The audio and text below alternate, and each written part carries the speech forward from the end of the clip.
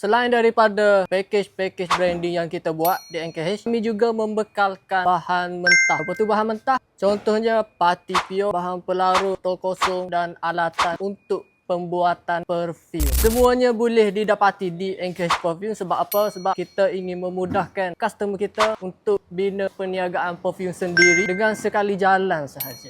Antaranya Party Pure. Party Pure kita menyediakan 1000 lebih pilihan wangian yang awak boleh pilih dengan harga bergantung kepada jenis wangian yang awak pilih. Minimum pembelian ialah saiz 50 gram. Paling besar 10 kg dan ke atas. Itu untuk Party Pure. Yang ni untuk botol kosong pula. Botol kosong kita juga menyediakan 300 lebih jenis pilihan design dan saiz. Antaranya botol 10 ml, 20 ml, 30 ml sehinggalah 100 ml. Harga pula mengikut jenis design dan saiz botol yang awak pilih. Kita juga menyediakan bahan pelarut di mana kita ada sediakan preservatif, IPM, DPM, DPG dan lain-lain. Semua bahan pelarut kita sediakan memudahkan awak untuk buat bancuhan perfume tersendiri. Harga bergantung kepada jenis bahan pelarut yang awak nak, dari saiz 50 ml sehinggalah 10 kg ke atas. Itu antara bahan mentah yang kita sediakan di NKH Perfume. Selain daripada itu, kita ada juga satu barang ni iaitu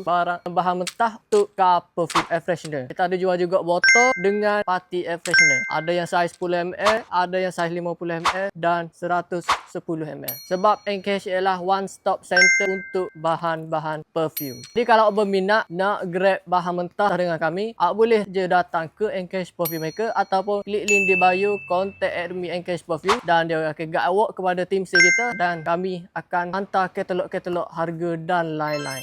Ingat, tak lain hari, design branding mewah, harga hamba.